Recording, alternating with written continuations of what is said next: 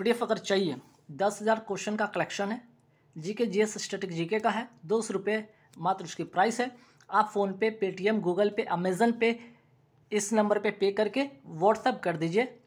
Payment का screenshot लेकर आपको विदिन सेकेंड आपके नंबर पे व्हाट्सअप पे आपको PDF मिल जाएगा, ठीक है। तो आइए आज के महत्वपूर्ण 100+ वाला सीरीज यहाँ देखते हैं फटाफट। पहला सवाल पल्लव वंश है।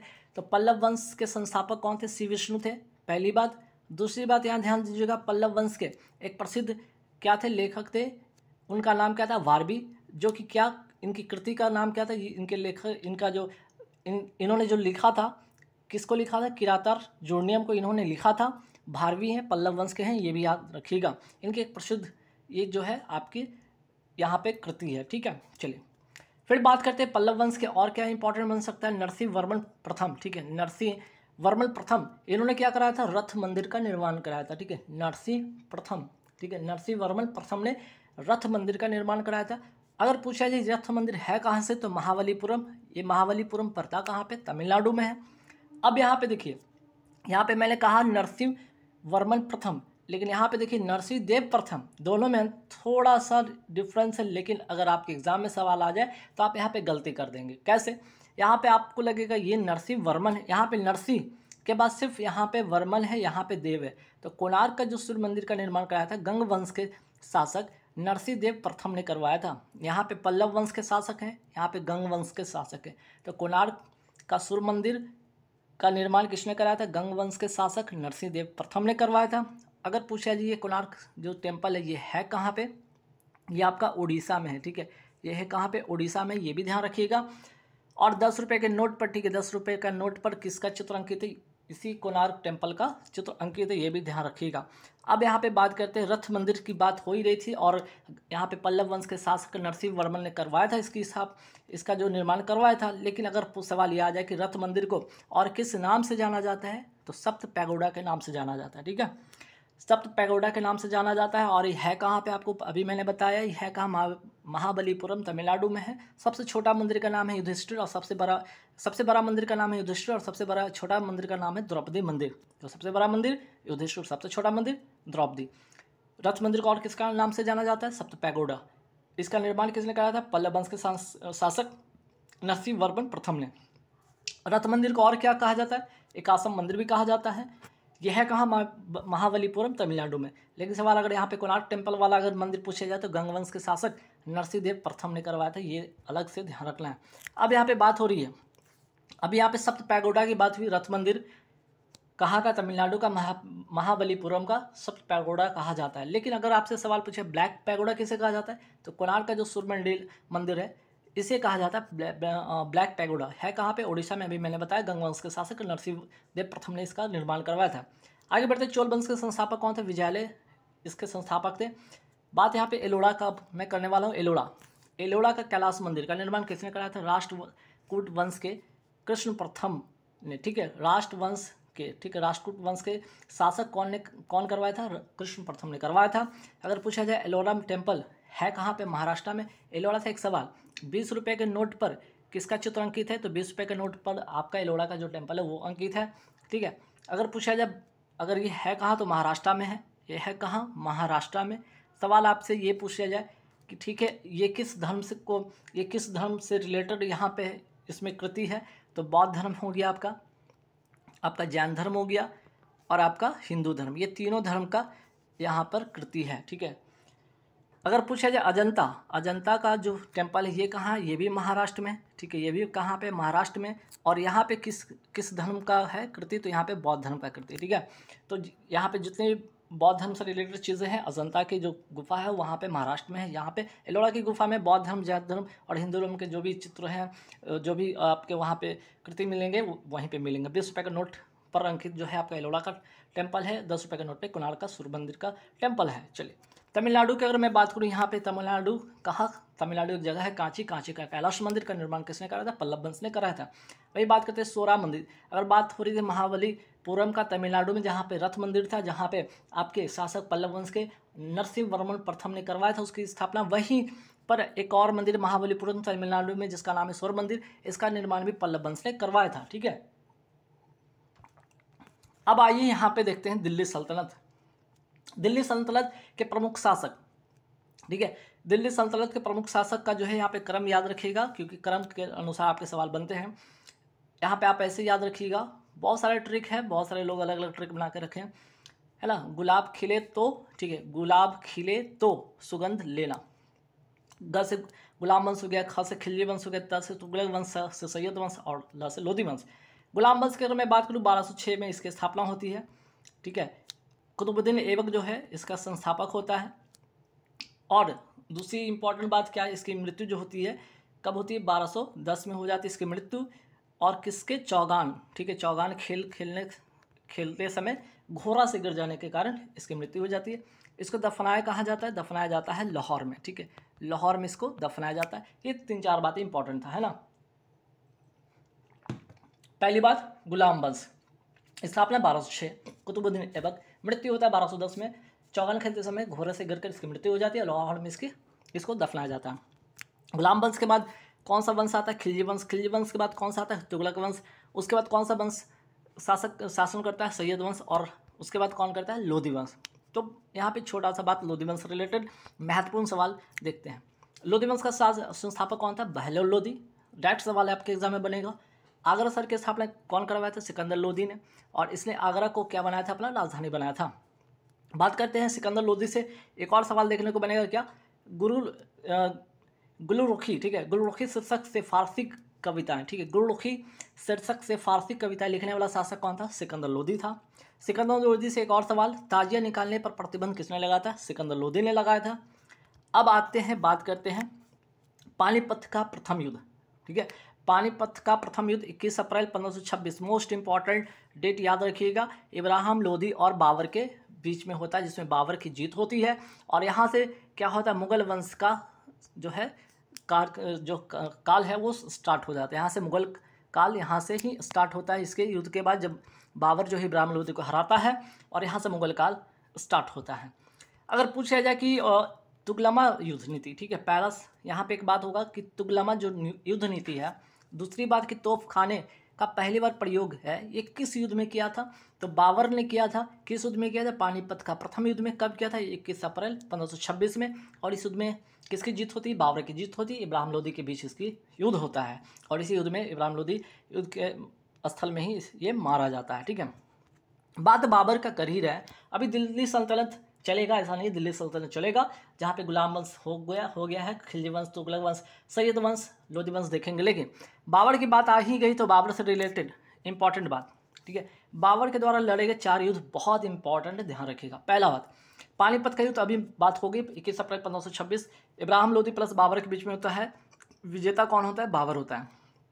खानवा का युद्ध क्यों इंपॉर्टेंट है, सुनिएगा, ठीक है। खानवा के इसलिए युद्ध इंपॉर्टेंट है कि यहाँ पे याद रखिए, जिहाद जो शब्द है ना, ये जो जिहाद का नारा सबसे पहले कहाँ दिया था, बाबर ने इस युद्ध में दिया था।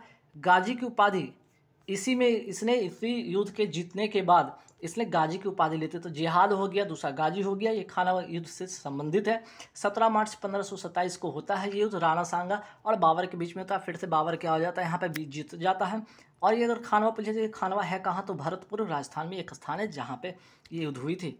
फिर बात होती है खानवा के बाद होता है पानी इसका बहुत सारा ट्रिक भी है, पानी पी खाना खा चल घर, ऐसे करके था, पानी पी खाना खा चल घर, ऐसे करके लोग याद करते हैं, आप भी याद कर सकते हैं, वरना अब बार प्रैक्टिस करेंगे डेफिनेटली याद हो जाएगा, जरूरत नहीं है ट्रिक का, ठीक है। अब आते हैं यहाँ पे चंदेरी का युद्ध, या खानवा का युद्ध हो गया। फिर बात करते हैं खानवा के युद्ध के बाद हम बात करते हैं चंदेरी का युद्ध। चंदेरी का युद्ध कब होता है, चंदेरी का युद्ध होता है 29 जून 1528 में होता है, मेदिनी राय और बाबर के बीच में होता है। यहाँ फिर से बाबर क्या हो जाता है, विजेता होता है, ठीक है, विजेता होता है। फिर बात करते हैं घाघरा का युद्ध। घाघरा का युद्ध कब होता है, 6 मई 1529 को अफगान और बाबर के बीच में होता है। फिर से बाबर क्या हो जाता है, यहाँ पे विजेता हो जाता है। और इसी बात यहाँ पे खानवा का युद्ध होता है, अभी मैंने बात किया था यहाँ पे 1527 में, ठीक है, 1527 जो है 17 मार्च 1527 को खानवा का युद्ध होता है, जिसमें कि जिहाद का नारा सबसे पहले बाबर ने इस युद्ध में दिया था। खानवा का युद्ध फिर से 17 मार्च 1527 राणा सांगा बाबर के बीच में था। इसी जीत के बाद गाजी की उपाधि बाबर ने लिया था, ठीक है। बाबर ने दान देने के कारण खुद को कौन सी उपाधि से सम्मानित किया था, अपने आप को कलंदर की उपाधि से अपने आप को सम्मानित किया था। अब आ जाइए दिल्ली सल्तनत के गुलाम वंश का पहला शासक कौन था, कुतुबुद्दीन ऐबक, जिसने इसकी स्थापना किया था। एकता प्रणाली किसने चलाया था? इल्तुतमिश ने चलाया था, इसी का ये दामाद था। गुलाम वंश का अंतिम शासक कौन था? समुद्दीन कैमरूस था। ठीक, चलिए ये 3 बातें गुलाम वंश से। अब इसके बाद इसी में ही एक बलबल में आता है, बलबल का नाम वास्तविक नाम था बहाउद्दीन। ये इल्तुतमिश का क्या था? गुलाम था। ठीक है, ये किसका गुलाम था? ये इल्तुतमिश का गुलाम था। 1266 में गियासुद्दीन बलबल के नाम से दिल्ली की गद्दी पर बैठता है और सिजदा और पैबोस प्रथा की शुरुआत इसी ने करवाया था और लौह एवं रक्त की नीति भी इसी ने करवाया था। ये 2 बातें, ठीक है, ये 2 बातें महत्वपूर्ण है। सिजदा एवं पैबोस प्रथा की शुरुआत किसने किया था? बलबल ने किया था। लौह एवं रक्त की नीति किसने अपनाया था? बलबल ने अपनाया था। ठीक है, चलिए बलबल से रिलेटेड और क्या सवाल हो सकता है? चलिए ये हो गया 2 बातें। अब आते हैं गुलाम वंश के बाद खिलजी वंश, दूसरा स्टार्ट होता है वंश खिलजी वंश दिल्ली सल्तनत का। इसका संस्थापक कौन है? जलालुद्दीन। ठीक है, जलालुद्दीन फिरोज खिलजी। अब बात होती है सेना को नगद देने, वेतन देने तथा स्थायी सेना की नींव रखने वाला शासक कौन था? ये अलाउद्दीन खिलजी था। अलाउद्दीन खिलजी से बहुत ही महत्वपूर्ण सवाल है। एक तो इसका जो खिलजी वंश का संस्थापक था जलालुद्दीन फिरोज खिलजी, और अगर बात करते हैं इसके बाद जलालुद्दीन फिरोज खिलजी के बाद कौन आता है आपका? अलाउद्दीन खिलजी इसके बाद शासन करता है और इसने सबसे पहले सेना को नगद वेतन देने और स्थायी सेना की नींव रखने की ये जो है इसने शुरू किया था। इसी ने अलाउद्दीन खिलजी ने और क्या किया? देखिए अलाउद्दीन खिलजी के 2-3 महत्वपूर्ण बातें यहाँ पे नोट कीजिएगा। एक तो सेना को नगद वेतन देने का प्रथा इसने स्टार्ट किया, अस्थायी सेना की नींव रखने की प्रथा इसने स्टार्ट की, घोड़ा दागने की, सैनिकों की हुलिया लिखने की प्रथा भी इसी ने स्टार्ट किया। तो कितनी बातें होगी यहाँ पे? 4 बातें होंगी, नोट कर लीजिएगा। सेना को नगद वेतन देने, अस्थायी सेना की नींव रखने, घोड़ा दागने और सैनिकों की हुलिया लिखने की प्रथा। चलिए अब बात करते हैं दक्षिण भारत की विजय के लिए अलाउद्दीन खिलजी ने किसको भेजा था? मलिक काफूर को भेजा था। ये भी बहुत बार सवाल एग्जाम में पूछा गया है। बात करते हैं किस उपाधि से स्वयं को अलाउद्दीन खिलजी ने खुद को विभूषित किया था? सिकंदर सानी। फिर बात करते हैं अलाई दरवाजा हो गया आपका, सिरी का किला हो गया, हजार खंबा महल का निर्माण किसने कराया था? अलाउद्दीन खिलजी ने ही कराया था। एक और महत्वपूर्ण सवाल, मलिक याकूब का नाम याद रखिएगा क्योंकि अलाउद्दीन खिलजी ने दीवाने रियासत किसको नियुक्त किया था? जो है मलिक याकूब को किया था। अगर पूछा जाए ये दीवाने रियासत कहते किसको है? तो दीवाने रियासत जो कहते हैं इसका अर्थ होता है व्यापारियों पर नियंत्रण तथा बाजार नियंत्रण की पूरी व्यवस्था को संचालन करने वाले को कहा जाता था दीवाने रियासत। और इसको नियुक्त किसने किया था? मलिक याकूब को नियुक्त किया गया था। किसने किया था? अलाउद्दीन खिलजी ने इसको नियुक्त किया था। अब बात करते हैं इसके बाद अब कौन सा वंश आता है? गुलाम वंश हो गया, खिलजी वंश हो गया। अब आता है इसका तुगलक वंश, दिल्ली सल्तनत का तुगलक वंश का संस्थापक कौन था? गयासुद्दीन तुगलक। सिंचाई के लिए कुएं और नहरों का निर्माण कराने वाला प्रथम शासक कौन था? गयासुद्दीन तुगलक। तो तुगलक जो है तुगलक वंश का संस्थापक गयासुद्दीन तुगलक। सिंचाई के लिए कुएं और नहर का निर्माण करने वाला शासक गयासुद्दीन तुगलक। और जब ये गद्दी पर बैठता है मोहम्मद बिन तुगलक के नाम से, तो उसके पहले इसका और क्या नाम था? उगलू खां और जूना खां इसका पहले नाम था। जब ये गद्दी पर बैठता तो इसका नाम मोहम्मद बिन तुगलक के नाम से गद्दी पर बैठता है। फिर बात करते हैं एक और महत्वपूर्ण सवाल है कि मोहम्मद बिन तुगलक ने अपनी राजधानी दिल्ली से देवगिरी में स्थानांतरित किया, तब इसका नाम क्या रखा? दौलताबाद रखा।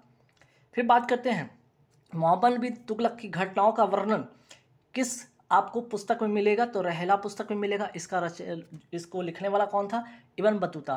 तो रहेला किसकी लिखी पुस्तक है? इब्न बतूता की। और इसमें किसकी घटनाओं का वर्णन है? किसके समय की घटनाओं का वर्णन है? तो मोहम्मद बिन तुगलक के समय की घटना के वर्णन है। ठीक है, बात करते हैं तुगलक वंश का अंतिम जो शासक था वो कौन था? नासिरुद्दीन महमूद तुगलक।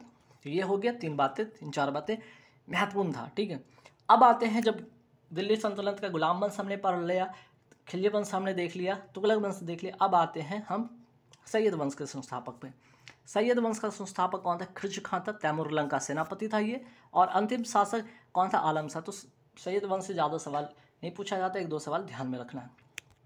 अब आइए मैसूर के संस्थापक की बात करते हैं। मैसूर कर्नाटक जो साउथ में आपके दक्षिण जो भारत में कुछ भारतीय जो शासन कर रहे थे उसमें यहाँ पे बात कर रहे हैं। मैसूर के संस्थापक कौन थे? हैदर अली। और इनके पुत्र का नाम था टीपू सुल्तान। अब यहाँ पे बात कीजिए मैसूर पर किसका प्रभाव था? मैसूर पर जो प्रभाव था फ्रांस का प्रभाव था, है ना।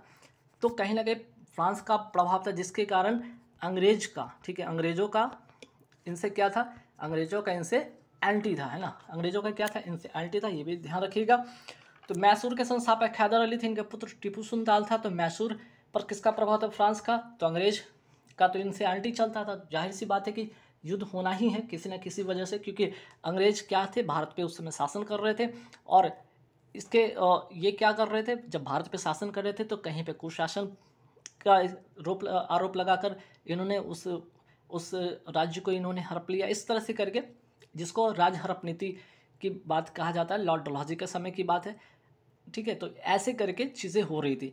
अब बात यहाँ पे मैसूर के संस्थापक कौन है, हैदर अली हैं। तब यहाँ पे मैसूर पर किसका प्रभाव है, फ्रांस का। तो एक युद्ध होता है किसके बीच में, अंग्रेजों के बीच में होता है, जो है मैसूर का अंग्रेजों के बीच में युद्ध होता है। कौन सा, चौथा अंगल मैसूर युद्ध होता कब है, 1799। मोस्ट इंपॉर्टेंट क्वेश्चन है, याद रखिएगा, वेरी वेरी इंपॉर्टेंट, क्योंकि इसी युद्ध में क्या होता है, टीपू सुल्तान मारे जाते हैं, ठीक है। इसी युद्ध में टीपू सुल्तान का जो होता है, लड़ाई किससे होती है, अंग्रेजों से होती है। अंग्रेजों का नेतृत्व कौन कर रहा है उस समय, बेलेजली कर रहा है, और मैसूर की तरफ से कौन नेतृत्व कर रहे थे, टीपू सुल्तान कर रहे थे। और इस युद्ध में ये मारे जाते हैं। टीपू सुल्तान से एक और दो सवाल इंपॉर्टेंट, टीपू सुल्तान कौन से क्लब के सदस्य थे, जैकोबिन क्लब के सदस्य थे। और स्वतंत्रता का वृक्ष इन्होंने कहाँ लगाया था, श्रीरंगपट्टनम में लगाया था, ठीक है। तो साउथ के जो भी शासक है, बहुत ही महत्वपूर्ण सवाल होते हैं, वहाँ से सवाल आपके एग्जाम में पूछे जाते हैं।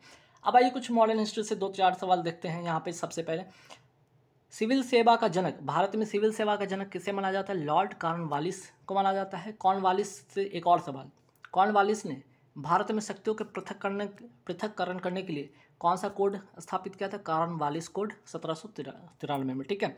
फिर बात करते हैं यहाँ पे, अब देख लीजिए, अगर बात करें यहाँ पे, ये कौन सा पहला क्षेत्र यहाँ पे लगाइए, अस्थाई बंदोबस्त होता है यहाँ पे, ठीक है। किसके द्वारा, तो अस्थाई बंदोबस्त व्यवस्था किसने लागू किया, कॉर्नवालिस के द्वारा। बिहार, बंगाल, उड़ीसा का ये क्षेत्र होता है जहाँ पे भू राजस्व व्यवस्था के अंतर्गत अस्थाई बंदोबस्त व्यवस्था लागू होती है, कॉर्नवालिस के द्वारा, ये भी ध्यान रखिएगा। फिर बात होती है रैयतवारी, ये आपको साउथ में मद्रास के क्षेत्र में होता है। रैयतवारी व्यवस्था किसके द्वारा दक्षिण भारत में लागू किया, कर्नल रीड और मुर्डो के द्वारा, ठीक है। अस्थाई बंदोबस्त इंपॉर्टेंट, रैयतवारी इंपॉर्टेंट हो गया। अब इसके बाद आपका क्या है, आप आगे देखिए, रैयतवारी के बाद आएगा महलबारी। महलबारी यहाँ पे आपको इस क्षेत्र में पड़ेगा, उत्तर भारत, उत्तर पश्चिमी भारत के क्षेत्र में। इसकी जो है व्यवस्था लागू होती है किसके द्वारा, हॉल्ट मैकेंजी के द्वारा, ठीक। यहाँ पे ये भी नोट कीजिए, महलबारी जो व्यवस्था है, बंदोबस्त व्यवस्था है, वो हॉल्ट मैकेंजी के द्वारा उत्तर एवं उत्तर पश्चिम क्षेत्र में, ठीक है। तो भारत के मैप में ध्यान रखिएगा, ये वाला क्षेत्र आपका हो जाता है क्या, और ये 3 क्षेत्र है ना, जहाँ पे यहाँ पे पहला इसको अस्थाई बंदोबस्त यहाँ पे हो गया, दूसरा रैयतवारी व्यवस्था यहाँ पे हो गया, और तीसरा आपका जो हो गया महलबारी व्यवस्था यहाँ पे हो गया। ये 3 क्षेत्र का बातें याद रखिएगा। अगर पूछा जाए स्थानीय स्वशासन के जनक किसे कहा जाता है, लॉर्ड रिपन को। और लॉर्ड रिपन की बात अगर यहाँ पे की जाए तो दशक के आधार पर जनगणना किसने शुरू किया था, लॉर्ड रिपन ने 1881 में। तो बात हो रही कि पहली बार जनगणना कब हुआ था, 1872 में, लॉर्ड मेयो के शासनकाल में होता है। दोनों बातें मोस्ट इंपॉर्टेंट क्वेश्चन है, ठीक है। चलिए आगे बढ़ते हैं। इंडिया स्ट्रगल की पुस्तक किसने लिखी थी, सुभाष चंद्र बोस ने लिखा था। पराक्रम दिवस इन्हीं के जन्म दिवस पर मनाया जाता है। पराक्रम दिवस 23 जनवरी सुभाष चंद्र बोस के जन्म दिवस पर मनाया जाता है। बात करें संयुक्त राज्य अमेरिका, अमेरिका ने किस वर्ष में लोकतांत्रिक संविधान को अपनाया था, 1787 में। अगर पूछा जाए अमेरिका स्वतंत्र कब होता है, 4 जुलाई 1776 में। अब बात करते हैं असहयोग आंदोलन, बहुत ही महत्वपूर्ण सवाल है असहयोग आंदोलन, ठीक है। अगर पूछ लिया जाए यहाँ पे असहयोग आंदोलन की शुरुआत कब होती है, 1 अगस्त 1920 में गांधी जी के नेतृत्व में ये आंदोलन शुरू होता है। रॉलेट एक्ट हो गया आपका, ठीक है। खिलाफत आंदोलन हो गया, जलियांवाला बाग हत्याकांड हो गया। इसके विरोध में कौन सा आंदोलन होता है, असहयोग आंदोलन स्टार्ट होता है 1 अगस्त 1920 गांधी जी के नेतृत्व में, ठीक है। ये बात ध्यान रखिएगा। और अगर पूछ लिया जाए यहाँ पे, ये 1920 का समय है जब भारत का जो यहाँ पे भारत में इस समय भारत का जो है, भारत का वायसराय कौन था, वायसराय कौन था ये भी याद रखिएगा। इस समय भारत का वायसराय था जेम्स फोर्ड, ठीक है। जेम्स फोर्ड था इस समय का वायसराय। एक और जब आंदोलन चल रही थी 1 अगस्त 1920 को गांधी जी के नेतृत्व में, तो उस वक्त भारत का वायसराय कौन था, जेम्स फोर्ड था, ये बात याद रखिएगा। फिर दूसरी बातें होती है कि असहयोग आंदोलन स्थगित होने का कारण क्या है ये भी जानिएगा, लेकिन होता कब है, 12 फरवरी 1922 को ये स्थगित होता है। रीज़न भी महत्वपूर्ण है, ध्यान रखिएगा। ये इस आंदोलन का स्थगित होने का रीज़न यहाँ पे है चौरा चौरी घटना होती कब है? 5 फरवरी 1922 को। गोरखपुर उत्तर प्रदेश का एक जिला है जहाँ पे चौरा चौरी नामक एक स्थान है। यहाँ पे असहयोग आंदोलनकारियों ने क्रोध में आकर थाने में आग लगा दी, जिससे वहाँ पे एक थानेदार और 21 सिपाही का क्या होता है? मृत्यु हो जाता है। इस घटना से दुखित होकर गांधी जी ने आंदोलन को स्थगित कर दिया और इसी घटना के लिए इनको 6 वर्ष के लिए, ठीक है, कारावास भी होती है, 6 वर्ष की सज़ा भी होती है। किसको? गांधी जी को। गांधी जी को इसमें क्या होता है? 6 वर्ष की सज़ा हो जाती है, ये भी ध्यान रखिएगा, है ना। इसमें गांधी जी को 6 वर्ष की सज़ा हो जाती है। चलिए, बात हो रही 1922 में हो रही कांग्रेस के अब 1922 में ये क्या होता है? ये घटना होती है तो उस समय कांग्रेस के अधिवेशन की अध्यक्षता कौन कर रहे थे? तो चित्तरंजन दास कर रहे थे और देश बंधु के नाम से इन्हें जाना जाता है, ठीक है। बात अगर हो रही है यहाँ पे 1946 में, 1946 में बनी अंतरिम सरकार में राजेंद्र प्रसाद, जो कि भारत के पहले राष्ट्रपति भी बने, ठीक है, भारत के पहले राष्ट्रपति बने राजेंद्र प्रसाद। लेकिन और बात 1946 में बनी अंतरिम सरकार में राजेंद्र प्रसाद के पास कौन सा विभाग था? तो खाद्य एवं कृषि विभाग था। असहयोग आंदोलन जब हो रही थी तो उसमें वायसराय कौन था? जेम्स फोर्ड था। 1920 की घटना है। भारत छोड़ो आंदोलन के समय भारत का वायसराय कौन था? लिलिंस्को। 1942 की घटना है। चलिए आगे बढ़ते हैं सवाल। अब कुछ इंपॉर्टेंट और सवाल देते हैं। कांग्रेस के किस अधिवेशन में पहली बार वंदे मातरम गाया गया? 1896 का अधिवेशन, कलकत्ता का वो अधिवेशन है। अध्यक्ष रहीमतुल्लाह सयानी होते हैं, ठीक है। कांग्रेस के अधिवेशन में ये इंपॉर्टेंट क्यों बन जाता है? वंदे मातरम पहली बार कब गाया गया? फिर पूछा लिया जाएगा कि पहली बार जन गण मन कब गाया गया था? कौन से कांग्रेस के अधिवेशन में? 1911 का कलकत्ता का अधिवेशन था। अध्यक्ष पंडित विशन नारायण धर थे। फिर बात किया जाता है राष्ट्रीय गीत तथा राष्ट्रीय गान को, ठीक है, ये दोनों को। राष्ट्रीय गीत हो गया आपका, राष्ट्रीय गीत हो गया वंदे मातरम, राष्ट्रगान हो गया जन गण मन। भारतीय संविधान ने कब अपनाया? 24 जनवरी 1950 को। राष्ट्रीय गीत वंदे मातरम की बात कर लिया जाए, किसके द्वारा रचित है? बंकिम चंद्र चटर्जी द्वारा ये रचित उपन्यास कौन सा? आनंद मठ से लिया गया है। इस गीत को गाने में समय लगता है 1 मिनट 5 सेकंड का। वही बात करते हैं जन मन गण, राष्ट्रगान रविन्द्रनाथ ठाकुर ने के द्वारा ये लिखा गया है। इसके गायन में लगता है समय 52 सेकंड का। और इसकी वर्तमान जो संगीतमय धुन को किसने बनाया? तो इसका श्रेय जाता है श्री कैप्टन रामसिंह ठाकुर को इसका श्रेय जाता है। बात करें राष्ट्रगान जन मन गण को रविन्द्रनाथ ठाकुर ने 1912 में तत्वबोधिनी में भारत भाग्य विधाता शीर्षक से प्रकाशित किया। तो ये 1912 वाली बात याद रखिएगा। 1919 में मॉर्निंग सॉन्ग ऑफ इंडिया के नाम से अंग्रेजी में इसको प्रकाशित किया था। बात राष्ट्रीय ध्वज की हो रही है, तिरंगा की हो रही है। 22 जुलाई 1947 को भारत के संविधान सभा ने इसको अपनाया था, ठीक है। भारत का जो आपका है यहाँ पे तिरंगा, ध्यान रखिएगा, ठीक है। तिरंगा यहाँ पे केसरी रंग हो गया, ये सफ़ेद हो गया और यहाँ पे हरा हो गया और चक्र हो गया, ठीक है। चलिए, जिसमें चक्र में 24 तिली होती है। बात कर रहे हैं राष्ट्रीय प्रतीक आपका हो गया अशोक स्तंभ हो गया, ठीक है। इस तरह से अशोक स्तंभ आप देख लीजिएगा, ठीक है। चित्र है नहीं यहाँ पे, एक छोटा छोटा ओवरव्यू में बनाया हूँ। जो भी भारत सरकार की मोहर होती है उसमें ये प्रतीक होता है। तो 26 जनवरी 1950 को अपनाया गया। और सारनाथ जो वाराणसी उत्तर प्रदेश में स्थित है, अशोक के सिंह स्तंभ के शीर्ष का भाग है इसकी अनुकृति, ठीक है। अब भाई कांग्रेस के महत्वपूर्ण अधिवेशन को फटाफट एक नज़र में देखते हैं। अब कौन सा? एक तो पहले 1 से लेकर 4 अधिवेशन को जरूर याद रखिएगा, क्योंकि पहला अधिवेशन है इसलिए इंपॉर्टेंट बन जाता है, जो बम्बई में होता है। अध्यक्ष उसमें व्योमेश चंद्र बनर्जी होते हैं। 72 प्रतिनिधियों ने भाग लिया। 1885 में ये पहला अधिवेशन होता है। 1885 में ही कांग्रेस की गठन होती है, एओ हुम के द्वारा इसको स्थापित किया जाता है, ठीक है। और पहला जो अधिवेशन होता है वो भी 1885 में होता है। 72 प्रतिनिधियों ने भाग लिया। दूसरा कब होता है? कोलकाता में होता है 1886 में। ये 85-86 हो गया। दादा भाई नौरोजी इसके अध्यक्ष थे। तीसरा इंपॉर्टेंट इसलिए बन जाता है क्योंकि यहाँ पे प्रथम मुस्लिम अध्यक्ष होते हैं बदरुद्दीन तैयब जी, मद्रास में होता है ये अधिवेशन 1887 में। चौथा इसलिए इंपॉर्टेंट बन जाता है कि प्रथम अंग्रेज अध्यक्ष थे इस समय 1888 में इलाहाबाद में इसका अधिवेशन होता है। जॉर्ज यूल उस समय प्रथम अंग्रेज अध्यक्ष होते हैं। अब यहाँ पे जो है 1896 का कलकत्ता का अधिवेशन रहीमतुल्लाह सयानी इसके अध्यक्ष से क्यों इंपॉर्टेंट होता है? पहली बार वंदे मातरम यहाँ गाया गया।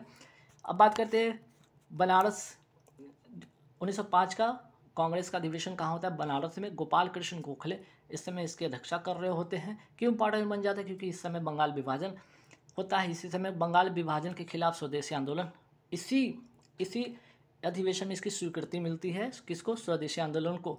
इसी की स्वीकृति किस में मिलती है? 1905 के बनारस के जो है कोलकाता के अधिवेशन में कांग्रेस का जो अधिवेशन होता है जिसकी अध्यक्षता गोपाल कृष्ण गोखले कर रहे होते हैं। अब बंगाल विभाजन को किया किसने, तो बंगाल विभाजन को किया किसने, लॉर्ड कर्जन ने किया। अगर बात की घोषणा कब होती है, 20 जुलाई 1905 को होती है। किसी बुक में आपको 19 मिलेगा, 19 जुलाई, या कहीं पे सिर्फ जुलाई 1905 लिखा रहेगा। तो बात रही घोषणा पहले होती है। फिर उसके बाद स्वदेशी आंदोलन बंगाल विभाजन के खिलाफ 7 अगस्त 1905 को कलकत्ता में बंगाल विभाजन के खिलाफ ये आंदोलन शुरू होता है। बात कर रहे हैं इसी कारण 7 अगस्त को क्यों मना ये स्वदेशी आंदोलन की घोषणा होता है, इसी कारण यहाँ पे हस्तकरघा दिवस 7 अगस्त को मनाया जाता है। अब यहाँ पे बात समझिएगा कि बंगाल विभाजन की घोषणा ये हुई, ठीक है, 20 जुलाई 1905 को, लेकिन ये प्रभावी कब से हुआ ये इंपॉर्टेंट है, 16 अक्टूबर 1905 को। ये भी सवाल आपके एग्जाम में पूछ लिया जाता है। अब बात करें पहली बार स्वराज शब्द का प्रयोग कांग्रेस के किस अधिवेशन में होता है, 1906 के कलकत्ता अधिवेशन। दादा भाई नौरोजी इस समय अध्यक्ष थे। कांग्रेस का प्रथम विभाजन कब होता है, गरम दल तथा नरम दल का विभाजन होता है। ये कौन सा अधिवेशन था, 1907 का सूरत अधिवेशन। डॉक्टर रास बिहारी बोस इसके अध्यक्षता थे। बात हो रही है पहली बार जनगणमन कौन से कब हुआ था, तो 1911 के कलकत्ता अधिवेशन। पंडित विशन नारायण धर इस समय इसके अध्यक्षता कर रहे थे। बात हो रही कांग्रेस का नरम दल गरम दल का विभाजन समाप्त होता है और कांग्रेस और मुस्लिम लीग के बीच क्या होता है, समझौता होता है। ये कौन सा अधिवेशन था कांग्रेस का, 1916 का लखनऊ अधिवेशन। अंबिका चरण मजुमदार इस समय इसके अध्यक्षता कर रहे थे। बात हो रही मुस्लिम लीग की स्थापना कब हुई थी, 1906 में। बात हो रही पहली महिला अध्यक्ष, कांग्रेस की पहली महिला अध्यक्ष कौन बनी थी, एनी बेसेंट बनी थी। ये कांग्रेस के कौन सा अधिवेशन था, 1917 का कलकत्ता अधिवेशन था। 1920 का नागपुर अधिवेशन, इस समय अध्यक्षता कौन कर रहे थे, सी विजय राघवाचार्य, ठीक है। और इसी अधिवेशन में ध्यान रखिए, इसी अधिवेशन में असहयोग आंदोलन की अनुमति मिलती है, ठीक है। अनुमति असहयोग आंदोलन की जो होता है इसकी अनुमति मिलती है। और असहयोग आंदोलन 1922 में क्या हो जाता है, रद्द कर दिया जाता है, ठीक है। चलिए 1923 का इंपॉर्टेंट क्यों बनता है, सबसे युवा अध्यक्ष बनते हैं इसके अध्यक्ष अब्दुल कलाम आज़ाद। दिल्ली का एक कांग्रेस का अधिवेशन था 1923 में। फिर बात कर रहे हैं 1924 का इंपॉर्टेंट क्यों बन जाता है कि महात्मा गांधी उस समय देश के महान लीडर में से एक थे। और महान क्या, उस समय ये पूरे देश के पिता किसी रूप में इनको माना जा रहा था, ठीक है। तो 1924 का बेलगांव ये है कहाँ, कर्नाटक में। और पहली बार गांधी जी ने इसकी अध्यक्षता की थी, ठीक है। तो 1924 का इसलिए इंपॉर्टेंट बन जाता है। पहली भारतीय महिला, देखिए यहाँ पे एक था पहली महिला एनी बेसेंट, 1917 का जो अधिवेशन था वहाँ उन्होंने अध्यक्षता किया था। यहाँ पे सरोजिनी नायडू की बात कर रहे हैं, ये पहली भारतीय महिला थी जब कांग्रेस के किसी अधिवेशन की अध्यक्षता किए थे, 1925 के कानपुर का अधिवेशन। 1929 की मैं बात करूँ, यहाँ पे पूर्ण स्वराज की मांग होती है। लाहौर का अधिवेशन, पंडित जवाहरलाल नेहरू उस समय इसके अध्यक्षता कर रहे होते हैं। कराची का अधिवेशन कब होता है, 1931 में, सरदार वल्लभ भाई पटेल होते हैं इसके अध्यक्ष। सुभाष चंद्र बोस जो होते हैं 1938 के हरिपुरा जो कि गुजरात में, इसकी अध्यक्षता इस कांग्रेस के अधिवेशन के कर रहे थे। मेरठ की अगर मैं बात करूं, 1946 का मेरठ का कांग्रेस का अधिवेशन आचार्य जे.बी. कृपलानी इस समय इसकी अध्यक्षता कर रहे थे, आज़ादी का ही समय था। और 1948 में जयपुर में इसका कांग्रेस का अधिवेशन होता है, पट्टाभी सीताराम इसके अध्यक्ष होते हैं। बात करें असहयोग आंदोलन, 1 अगस्त 1920 को स्टार्ट होता है, नेतृत्व करता महात्मा गांधी होते हैं। इसकी स्वीकृति 1920 में नागपुर अधिवेशन विजय राघवाचार्य की अध्यक्षता में मिला। रॉलेट एक्ट, जलियांवाला बाग हत्याकांड, खिलाफत आंदोलन के उत्तर में गांधी जी ने इस आंदोलन को शुरू किया था। 12 फरवरी 1922 को असहयोग आंदोलन स्थगित कर दिया गया था, ये भी याद रखिएगा।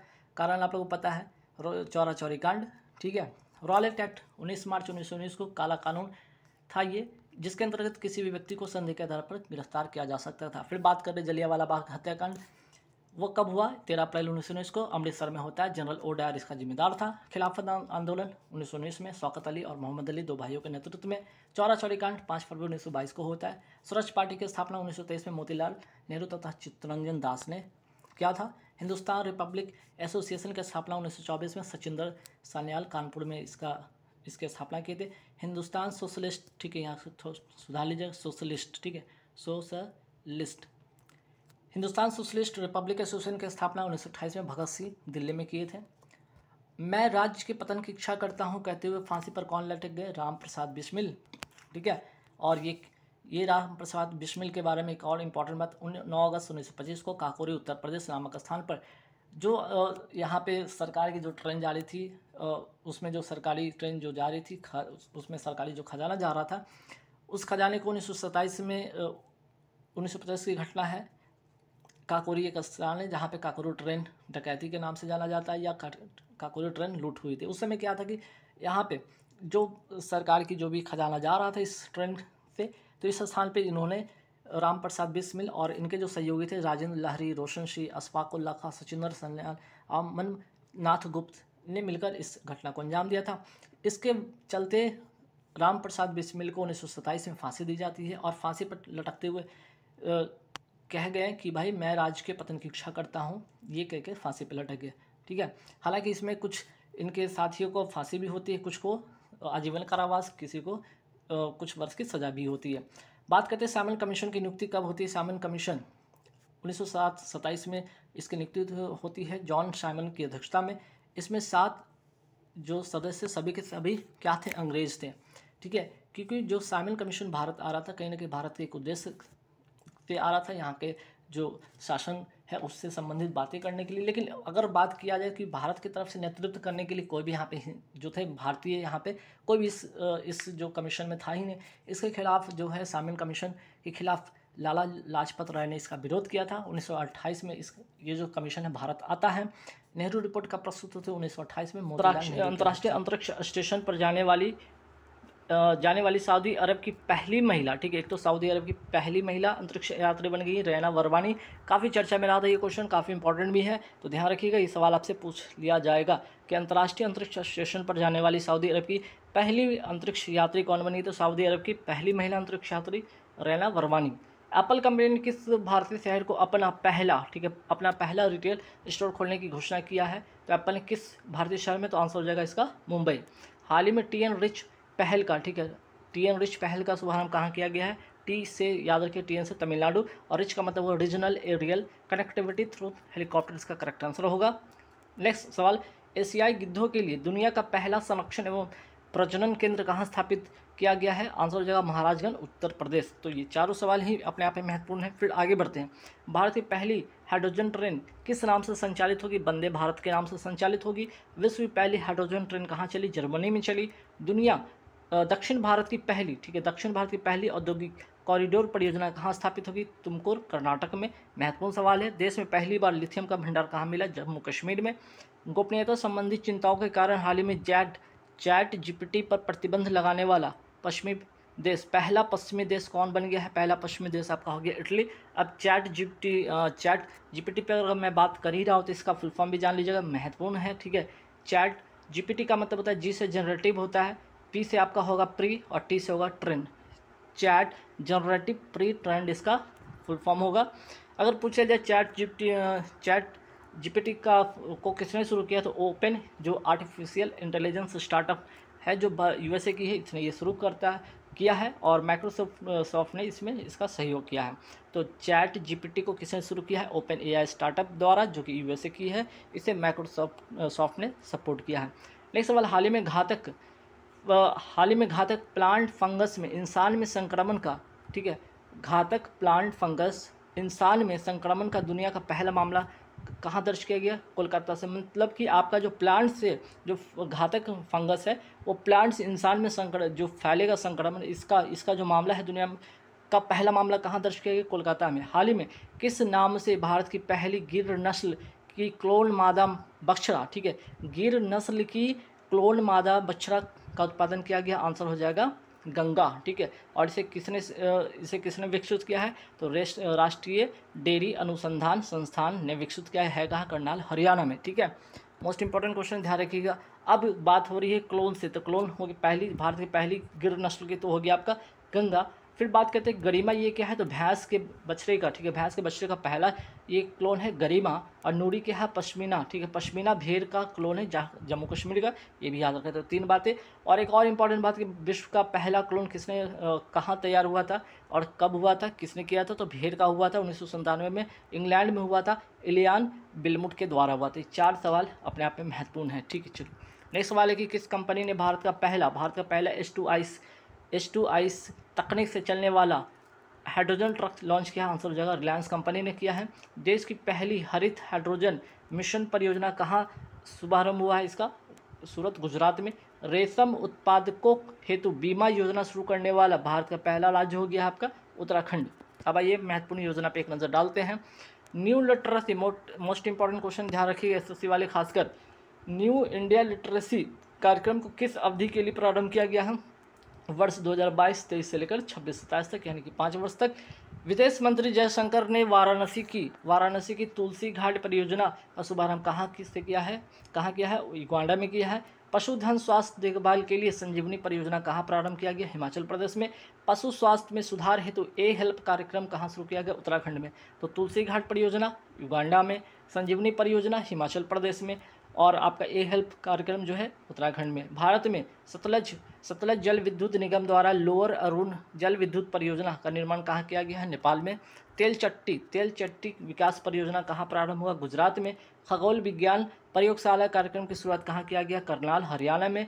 SNT मीन्स की science and technology minister Jitendra Singh के द्वारा 1 वीक 1 लैब, ठीक है, 1 वीक 1 लैब कार्यक्रम किसने शुरू किया है? विज्ञान एवं प्रौद्योगिकी मंत्री science and technology minister doctor Jitendra Singh के द्वारा। भारत का महर्षि पहल का संबंध किससे है? बाजरा से। और याद रखिएगा यूएन ने क्या किया है? वर्ष 2023 को बाजरे का वर्ष भी घोषित किया है, ये भी ध्यान रखना, बाजरा वर्ष घोषित किया है। यूनाइटेड नेशन जो है जो महासभा, ठीक है, यूनाइटेड नेशन महासभा ने 2023 को बाजरा वर्ष भी घोषित किया, ये भी ध्यान रखना आपको। किसान संपर्क अभियान कहाँ शुरू हुआ है? जम्मू कश्मीर में। आदिवासी उत्पादों के विपणन और लॉजिस्टिक विकास के लिए PTRNER योजना कहाँ शुरू हुआ है? मणिपुर में। अब आइए कुछ ऐप और पोर्टल पर नज़र डालते हैं। गरुड़ ऐप किसने लॉन्च किया है? निर्वाचन आयोग ने, इलेक्शन कमीशन ने। स्किल ऐप किसके लिए लॉन्च हुआ? चमड़ा उद्योग के लिए। एल से यहाँ पर ट्रिक याद रखिए, एल से लेदर। जल दूत ऐप किसने लॉन्च किया? ग्रामीण विकास मंत्रालय ने। साथी पोर्टल किसने लॉन्च किया? कृषि एवं किसान कल्याण मंत्रालय ने। फिर बात करते हैं भरोसा ऐप कहाँ लॉन्च हुआ? असम में। राष्ट्रपति द्रौपदी मुर्मू ने इसका शुभारंभ किया है। किसके लिए? तो महिलाओं की सुरक्षा के लिए। भारत या राज्य का लक्ष्य, यहाँ पे कुछ इंपॉर्टेंट 4-5 ऐसे बात देखते हैं। भारत का लक्ष्य, भारत ने कब तक ऊर्जा स्वतंत्र का लक्ष्य रखा? वर्ष 2047। भारत ने कब तक कार्बन तटस्थता का लक्ष्य रखा है? वर्ष 2070। वर्ष 2030 तक, ठीक है, वर्ष 2030 तक की अगर बात किया जाए तो सरकारी विभागों में 100% जो है इलेक्ट्रिकल व्हीकल प्रयोग का लक्ष्य रखने वाला पहला राज्य, भारत का पहला राज्य हो गया है आपका उत्तर प्रदेश हो गया है।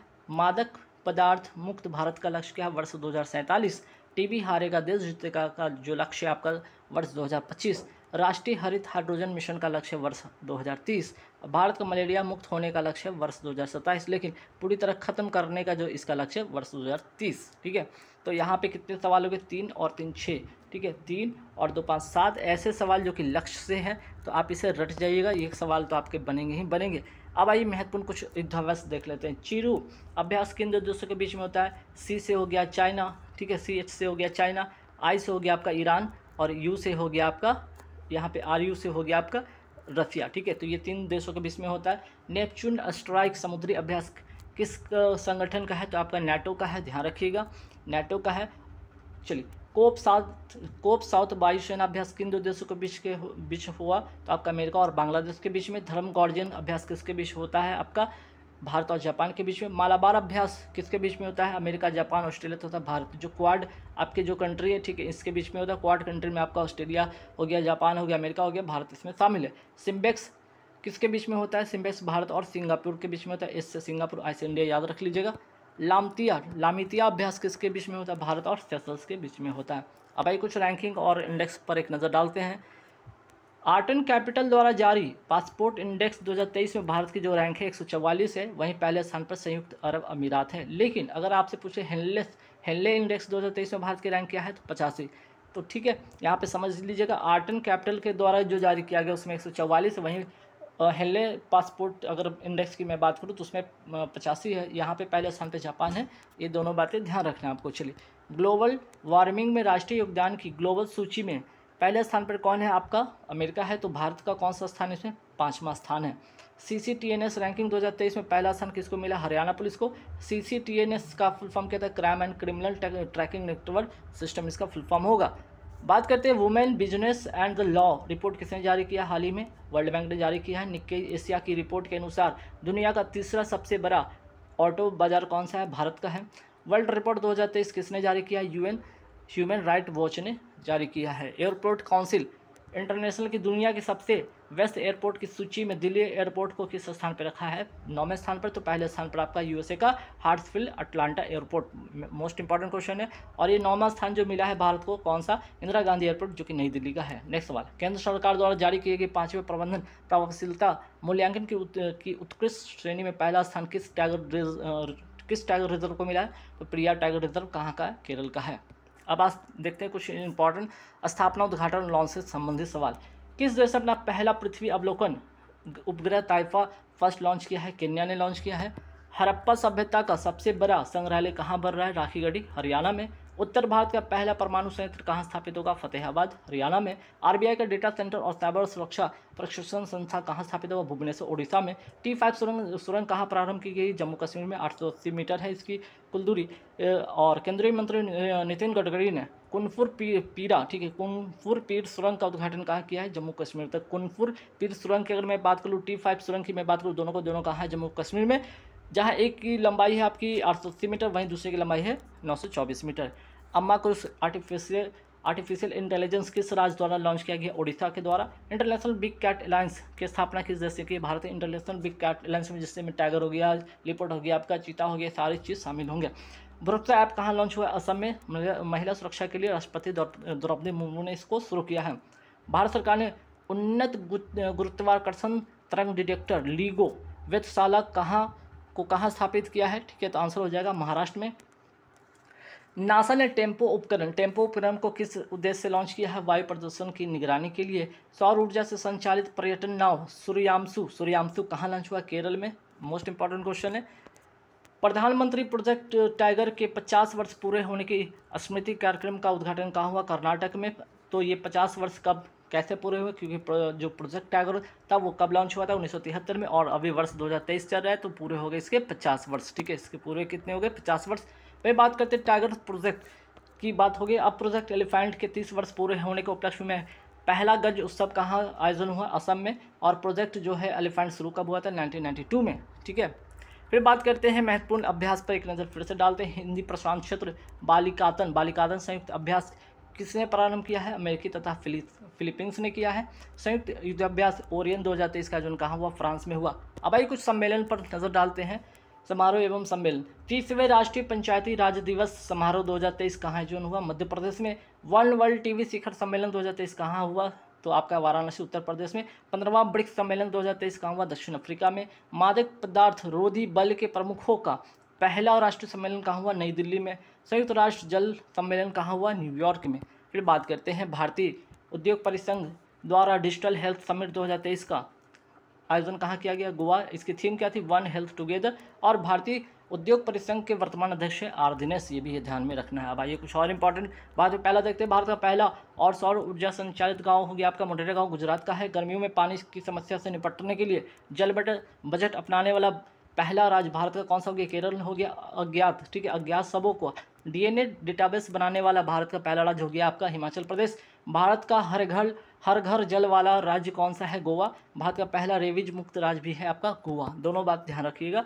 भारत का पहला प्रमाणित हर घर जल वाला जिला कौन सा अगर है? राज्य पूछे तो गोवा, जिला पूछे तो बुरहानपुर, मध्य प्रदेश का। अब आइए कुछ इंपॉर्टेंट दिवस एवं थीम पर नजर डालते हैं। विश्व विरासत वर्ल्ड हेरिटेज डे कब मनाया जाता है? 18 अप्रैल को मनाया जाता है। हेरिटेज चेंजेस इस बार की थीम है। विश्व आर्द्र भूमि दिवस 2 फरवरी को मनाया जाता है। इस बार की थीम जो है वेटलैंड रिस्टोरेशन, ठीक है, रेस्टोरेशन इस बार की थीम है। वर्ल्ड टीवी डे कब मनाया जाता है? 24 मार्च को मनाया जाता है और इस बार की थीम है yes we can end TB, इस बार की थीम है।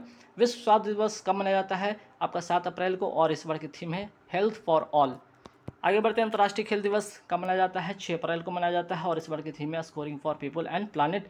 मलेरिया दिवस कब मनाया जाता है? वर्ल्ड मलेरिया दिवस मनाया जाता है 25 अप्रैल को और इस बार की जो थीम है time to deliver zero malaria, invest, innovate, implement, ठीक है, इसका इस बार की थीम है। अब और कुछ महत्वपूर्ण दिवस पर एक फटाफट नजर डालते हैं। वर्ल्ड फूड डे 16 अक्टूबर, राष्ट्रीय समुद्री दिवस 5 अप्रैल, विश्व लीवर दिवस 19 अप्रैल, विश्व हाथी दिवस 12 अगस्त और विश्व होम्योपैथी दिवस 10 अप्रैल और प्रतिवर्ष राष्ट्रीय सुरक्षित मातृत्व दिवस 11 अप्रैल। तो गाइस